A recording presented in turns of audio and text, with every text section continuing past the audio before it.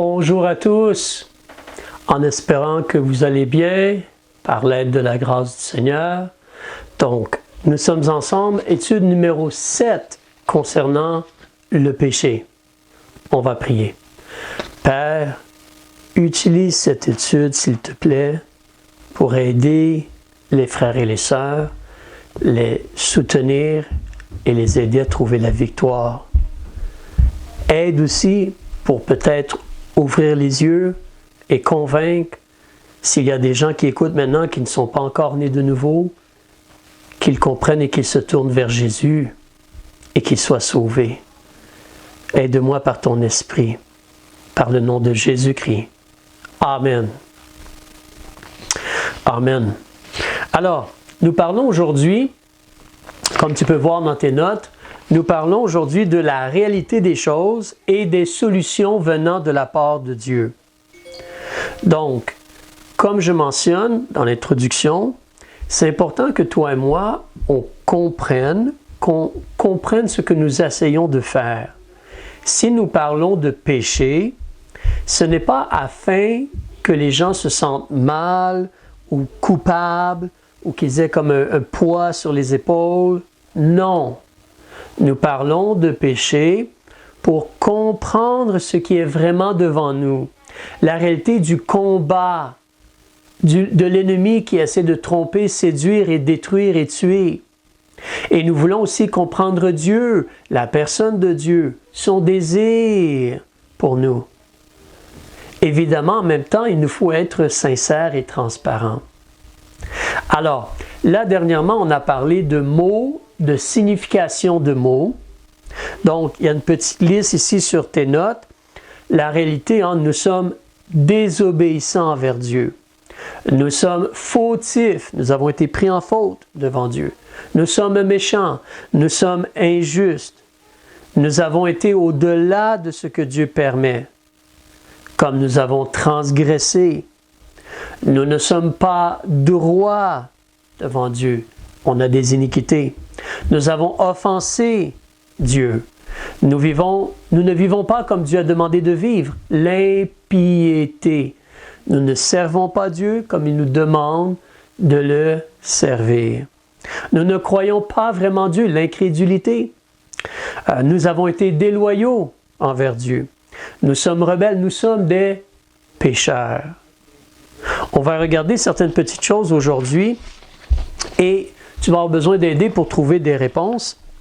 Alors, en premier lieu, il y a une vérité ou des vérités qui sont présentées à 3 endroits différents dans la parole de Dieu. On va regarder cela ensemble. Donc, débutons dans le livre des psaumes, s'il te plaît, au psaume numéro 14. Psaume numéro 14, s'il vous plaît. À la page 708 dans ta Bible. Psaume numéro 14. On va débuter au verset 1. Page 708. On nous dit, « Au maître chante, psaume de David. L'insensé a dit en son cœur, il n'y a point de Dieu. Ils se sont corrompus. Ils ont commis des actions abominables. Il n'y a personne qui fasse le bien. L'Éternel abaisse des cieux son regard sur les fils des hommes, pour voir s'il y a quelqu'un qui soit intelligent, qui recherche Dieu.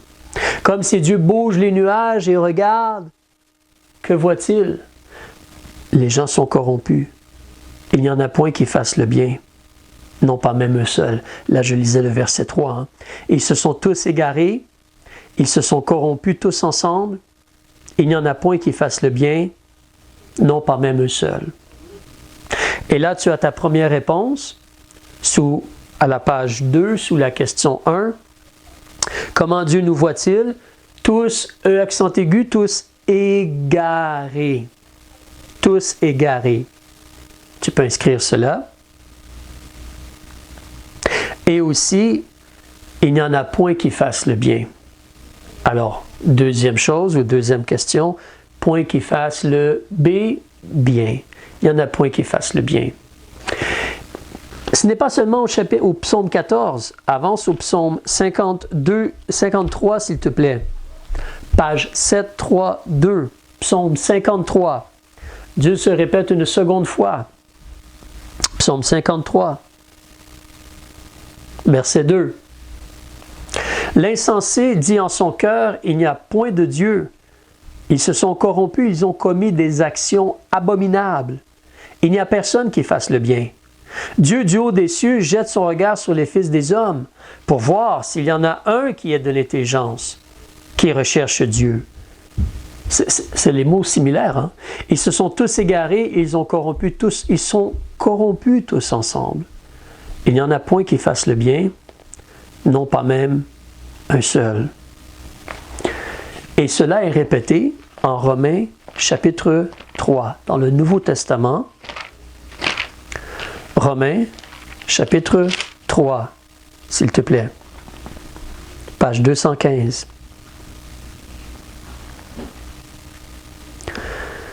Alors, l'épître de Paul aux Romains, on va débuter au verset 10. Selon qu'il est écrit, il n'y a point de juste, non, pas même un seul. Il n'y a personne qui ait de l'intelligence. Il n'y en a point qui cherche Dieu. Tous se sont égarés et se sont tous ensemble corrompus. Il n'y en a point qui fasse le bien, non, pas même un seul. Leur gosier est un sépulcre ouvert. Ils se sont servis de leur langue pour tromper. Et ça, c'est ta troisième réponse. Hein? Des langues pour tromper. Inscris cela, s'il te plaît. Alors, avec notre bouche, notre langue. Ils se sont servis de leur langue pour tromper. Et la fin du verset 13 dit, il y a un venin d'aspic. L'aspic, c'est un poisson qui a du venin. Alors, un venin d'aspic sous leurs lèvres. Leur bouche est pleine de malédiction et d'amertume. Ils ont les pieds légers pour répandre le sang. Ça, c'est la dernière réponse. Répandre le sang. Donc, lorsque Dieu regarde les êtres humains, comment il nous voit? Tous sont égarés. Personne qui fasse le bien. On a des langues pour tromper. Nous répandons le sang. Au point 2, je mentionne que certaines personnes veulent se penser bien bons. Ils veulent penser qu'ils sont de bonnes personnes. Par la grâce de Dieu, par l'aide de Dieu, des fois on fait du bien. Et des fois on est bon pour nos enfants, ou nos parents, ou le voisin, ou l'étranger. Mais nous sommes des pécheurs. Nous faisons de très mauvaises choses. Alors, regardons ensemble en Matthieu, si tu recules avec moi. Tu te rappelles peut-être ce que nous appelons le sermon sur la montagne, quand Jésus a parlé de « heureux les pauvres en esprit ».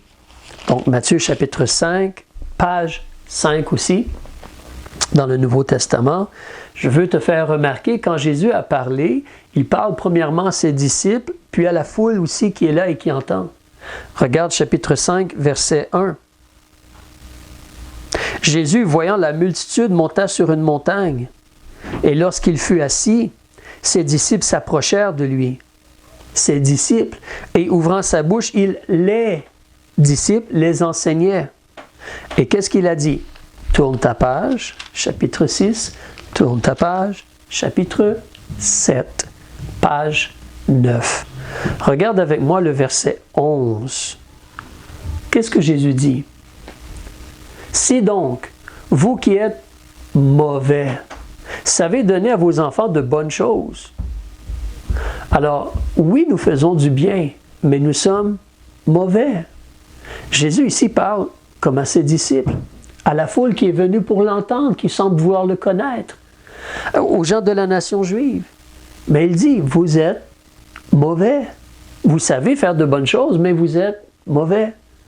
Alors, c'est la réalité.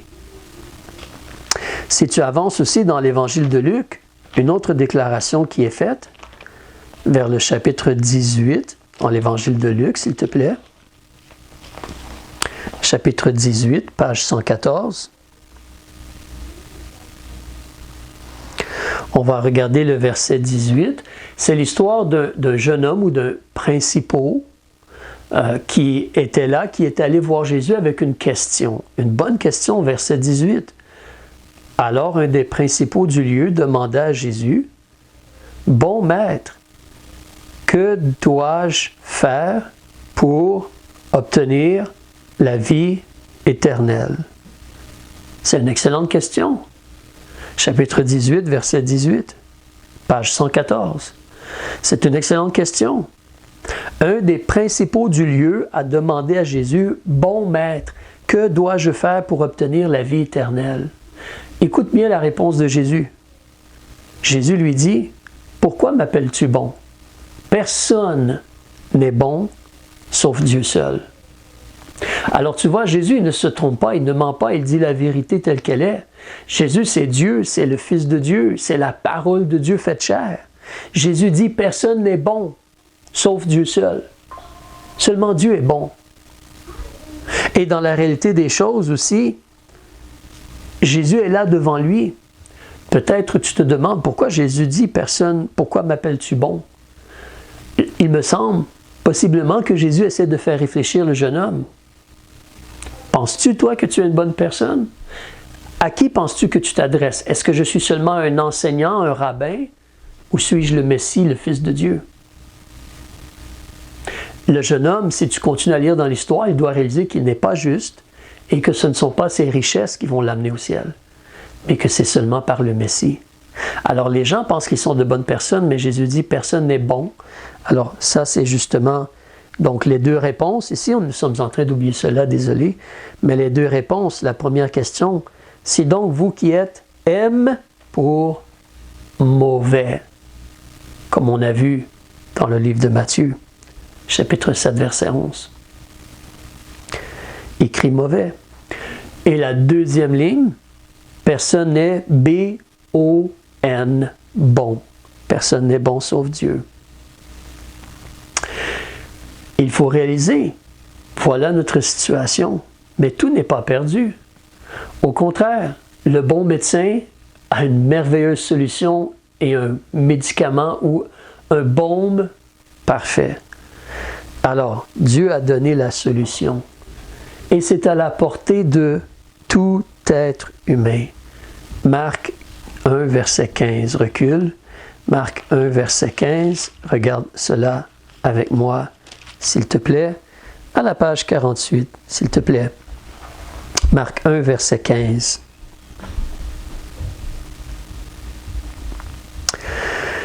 Le temps est accompli, le royaume de Dieu approche. Qu'est-ce que Jésus demande aux gens de faire? Repentez-vous et croyez à l'Évangile. Alors ça, ce sont tes deux réponses. Repentez-vous et croyez à l'Évangile. Donc, les autres versets qui sont sur ta feuille, comme Jean 1, verset 12 et verset 28, 1 Jean 2, verset 1 et 2 et 1 Jean 3, 5, tu peux les regarder pour toi-même. Mais nous avons vu ces choses-là. La réalité, c'est que Dieu a tout fait pour que tu sois pardonné. C'est pourquoi Jésus dit, repentez-vous. On doit se détourner du péché. On doit reconnaître Dieu et sa justice et ce que Dieu déclare, ce que Dieu dit, ce qui n'est pas bon et comment il y aura un jugement. Et donc, nous craignons Dieu, nous acceptons ce qu'il dit. On veut se détourner du mal. On veut, par son aide, se détourner de ce qui est mauvais, de ce qui est péché. On veut se tourner vers Jésus et recevoir Jésus comme notre sauveur personnel. Jésus est celui qui a pris tes péchés, ta punition, ton jugement, et il a accepté d'être frappé à ta place. Et seulement Jésus peut effacer et enlever tes péchés et te donner la vie éternelle. Alors repens-toi et crois à l'Évangile. L'Évangile, c'est la bonne nouvelle que selon les Écritures, Jésus est mort pour nos péchés, qu'il a été enseveli et qu'il est ressuscité selon les Écritures. Il est ressuscité pour notre justification. Nous n'avons pas de justice. Mais Jésus est mort, a payé la rançon, il est ressuscité, il est reçu par Dieu, il est retourné vers le Père, il est le chemin, la vérité et la vie. Alors je dois placer ma confiance dans le sacrifice de Jésus et recevoir Jésus comme mon sauveur personnel. Alors ça, c'est une des choses qu'on veut faire dans cette étude-ci, se rappeler la situation, la réalité de la chose. Mais là, on va parler un peu de solutions. On va parler aussi un peu d'outils pour avoir la victoire sur le péché. Si tu regardes la page 3, il y a justement numéro 6 dans le haut. Dieu veut aussi t'aider à sortir le péché de ta vie. Voici 7 choses à ajouter à ta vie afin de pouvoir vaincre le péché. Et ne pas oublier comment avec Jésus tu as eu le pardon de tes péchés. Donc viens avec moi en 2 Pierre chapitre 1 s'il te plaît. La seconde épître de Pierre chapitre 1.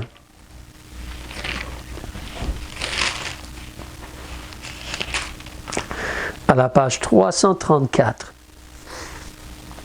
Si tu écoutes présentement et tu n'as pas encore demandé à Jésus de pardonner tes péchés ou de te sauver du jugement, n'attends pas, fais-le. Aie foi, comme dans une prière, demande à Jésus de te pardonner. Demande à Jésus, confesse-lui tes péchés et demande-lui la vie éternelle selon sa promesse. C'est un cadeau. C'est un cadeau. Mais si tu as déjà reçu Jésus comme ton sauveur, voilà 7 outils, 7 choses que tu dois ajouter à ta vie afin de pouvoir vivre une vie où tu as la victoire sur le péché. Ici, dans l'épître de Pierre, Pierre s'adresse à des gens qui ont déjà reçu Jésus, qui se sont déjà repentis et qui ont déjà reçu Jésus comme leur sauveur. Remarque au verset 5. Ainsi, donc page 334, chapitre 1, verset 5. Ainsi, y apportant tout votre zèle, ajoutez à votre foi la vertu. Donc, tu as déjà la foi, tu es sauvé, né de nouveau, tu t'es repenti, tu as la foi, mais là, tu veux, avec zèle, tu veux y mettre un effort, une hardiesse, une application, un dévouement. Avec zèle, tu veux ajouter à ta foi des choses. La première chose que tu veux ajouter, la vertu. La vertu. Et ici, le mot vertu signifie comme le courage, le désir, le vouloir de faire ce qui est bien devant Dieu. Le courage de faire le bien. Alors, tu crois en Dieu, c'est bien, mais lorsque tu te lèves le matin, tu veux ajouter la vertu et décider de faire le bien donc. Alors, la première réponse, avec un V, vertu. La vertu. La deuxième réponse, ça commence par un S. Et qu'est-ce qu'on nous dit au verset 5? Donc, ajoutez à votre foi la vertu et à la vertu la science. La science. Écris cela sur ta feuille. Vertu, c'est numéro 1. Numéro 2, c'est la science. Qu'est-ce que la science? Ici, la science, c'est l'idée de connaître. C'est d'avoir de l'intelligence et de la sagesse. Connaître vraiment. Et tu vois le lien. Si je crois en Dieu et je décide que je veux faire ce qui est bien, je peux vaincre le péché. Mais j'ai besoin de connaître le bien pour sortir le péché de ma vie. C'est pourquoi c'est vraiment important tous les jours de lire la parole de Dieu et demander à Jésus, enseigne-moi, corrige-moi, change-moi, encourage-moi. Et c'est important d'être là lorsqu'il y a les assemblées. Le dimanche, vous suivez l'assemblée de Saint-Georges et ensuite il y a aussi l'école biblique. Donc, mais les enseignements de la parole de Dieu pour connaître. Alors, si je veux vaincre le péché, je décide de faire le bien et je dois connaître ce que le bien est. Quelle est la troisième chose? Verset 6. À la science, ajoute la tempérance. Sur ta feuille, cela débute par un T. Numéro 3, la tempérance. Ajoute la tempérance. Qu'est-ce que la tempérance? C'est l'idée d'être contrôlé, pas d'extrême. Pas d'extrême. Ni trop chaud, ni trop froid. On est tempéré, on est contrôlé, modéré, de la retenue. Et tu vois encore le lien.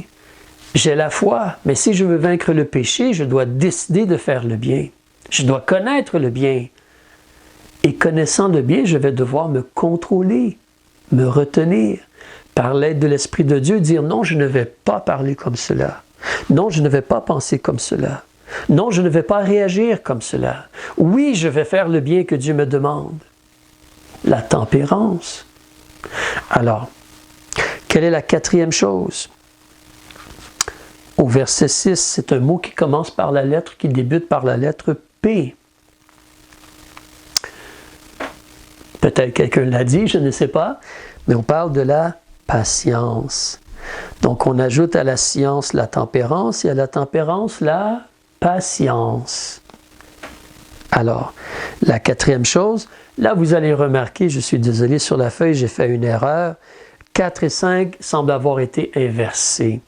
Alors, il manque un peu de petits tirets, mais vas-y, écris quand même patience pour le numéro 4. Désolé.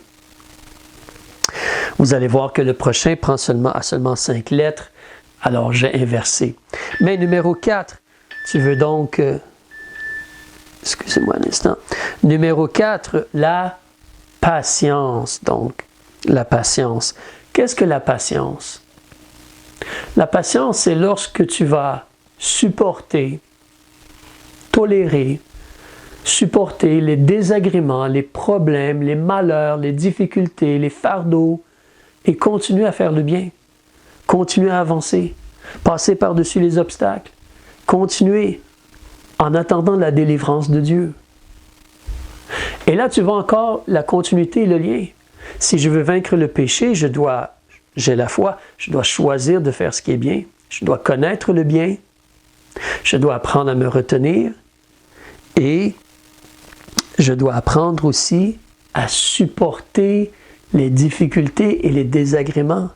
Parce que même si je décide de faire le bien, même si je connais le bien, même si je me retiens, il va y avoir des pressions externes. Il va y avoir des tentations externes. Il va y avoir des gens qui vont essayer de me causer des problèmes. Et l'ennemi aussi. Et je vais devoir être patient. La cinquième chose, donc, si tu regardes ensuite à la fin du verset 6, le petit mot de 5 lettres qui débute par la lettre P. Si quelqu'un le dit, ou si on le dit tous ensemble, la piété. La piété. Écris cela. Il y a quelques tirets de trop, mais écris piété pour numéro 5, s'il te plaît. Qu'est-ce que la piété?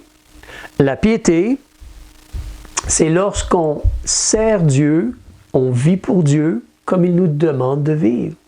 La piété, c'est de servir Dieu comme il nous demande de le servir. Tu vois encore le lien? Alors, je décide de faire le bien, je connais le bien, je me retiens, il y a des pressions externes, mais je continue à faire le bien. De façon constante et régulière, continue à tous les jours, un moment, une situation à la fois, je fais ce qui est bien devant Dieu par l'aide de Dieu. La piété. Là, je vais pouvoir vaincre le péché. Je vis comme Dieu me demande de vivre. Peu importe les tentations et les combats. Alors, ensuite, au numéro 6, qu'est-ce qu'on y voit? Si j'avance au verset 7, à la piété, qu'est-ce que je devrais ajouter? L'amour fraternel. Attention, là, on parle spécifiquement donc d'aimer les frères et les sœurs en Christ. Tu devrais aimer ton frère physique, mais on parle amour fraternel. Aimer les frères et les sœurs en Christ. Ceux qui sont nés de nouveau. Parce que, évidemment, si j'essaie de servir Dieu, est-ce que je sers Dieu tout seul? Mais non, il y a des gens qui servent Dieu avec moi. Donc, tu vois encore la progression. Je décide de faire le bien. J'ai la foi, je décide de faire le bien, je connais le bien. Alors, j'apprends à me retenir, la tempérance, je supporte la patience, je m'y applique constamment la piété. Mais il y a des gens qui servent Dieu avec moi, donc je dois avoir de l'amour fraternel et les soutenir et prier pour eux et eux prient pour moi. Et ensemble, on peut vaincre le péché et honorer Dieu par notre vie et servir Dieu par notre vie. Et la 7e et dernière chose que je veux ajouter à ma vie pour vaincre le péché, c'est un mot par la lettre C. Regarde à la fin du verset 7. À l'amour fraternel, qu'est-ce qu'on ajoute? La charité. L'amour. Aimer tout le monde. Aimer l'individu dans le village qui n'est pas trop gentil. Aimer le patron que j'ai peut-être qui n'est pas trop gentil. Ou aimer certains gens qui travaillent pour le gouvernement qui sont vraiment méchants ou quoi que ce soit. Je dois aimer même mon ennemi. Aimer. Je ne suis pas d'accord avec ce qu'ils font, mais et oui, la justice de Dieu, elle est là. Ils vont peut-être être punis. Mais je voudrais qu'ils se repentent et qu'ils soient sauvés. Je veux qu'ils soient sauvés. Comme Jésus a prié pour ceux qui l'ont crucifié. Père, pardonne-leur, ils ne savent ce qu'ils font. Jésus a mentionné.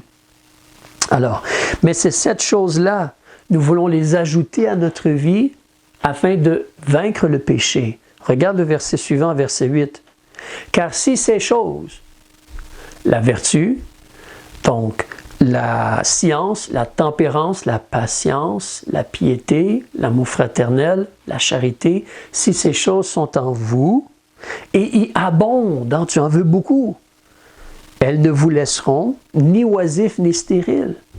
Oisif veut dire que tu ne fais rien, tu es comme un chômeur, tu n'accomplis rien, tu ne travailles pas. Mais Dieu nous a sauvés pour des bonnes œuvres.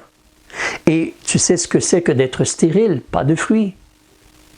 Alors, non, nous voulons avoir ces choses dans notre vie et donc avoir de bonnes œuvres et avoir du bon fruit à la gloire de Dieu. Donc, elles ne vous laisseront ni oisifs ni stériles dans la connaissance de notre Seigneur Jésus-Christ. Mais celui en qui ces choses ne se trouvent point. Si toi tu dis « Ah, moi, je n'ai pas vraiment besoin de ces choses dans ma vie » ou tu n'y mets pas un gros effort, alors, celui en qui ces choses ne se trouvent point, il est aveugle. Sa vue est courte. Et il a oublié quoi? La purification de ses péchés passés. Il est sauvé. Ses péchés ont été pardonnés. Mais il a comme oublié cela. Peut-être le péché contrôle encore un peu sa vie, malheureusement. Mais tu peux voir ici, c'est important. Donc, le péché, il y a un combat. La tentation, le tentateur, il veut détruire, il veut tuer. Cette chose que je dois ajouter dans ma vie, j'ai la foi là, j'ai la foi, mais je veux bâtir sur cela. Je veux ajouter à cela et je veux agir avec zèle, m'y appliquer. C'est sérieux là. Nous voulons du bon fruit, nous voulons de bonnes œuvres. Je dois ajouter la vertu, le courage de faire le bien. La science, connaître le bien. La tempérance, me retenir pour faire le bien. La patience, supporter les difficultés et continuer de faire le bien. La piété, un mode de vie. Je veux servir Dieu de façon régulière et constante. L'amour fraternel, vraiment me soucier des gens autour de moi. Et la charité. J'ai besoin de ces choses dans ma vie. En espérant que ceci t'aide, prie, demande à Dieu de t'aider à voir ces choses dans ta vie. Et par l'aide de Dieu, qu'on puisse avoir la victoire, et qu'on puisse avoir la victoire donc sur le péché et plein de bons fruits et de bonnes œuvres. Que le Seigneur te bénisse et on se reparle la prochaine fois. Au revoir.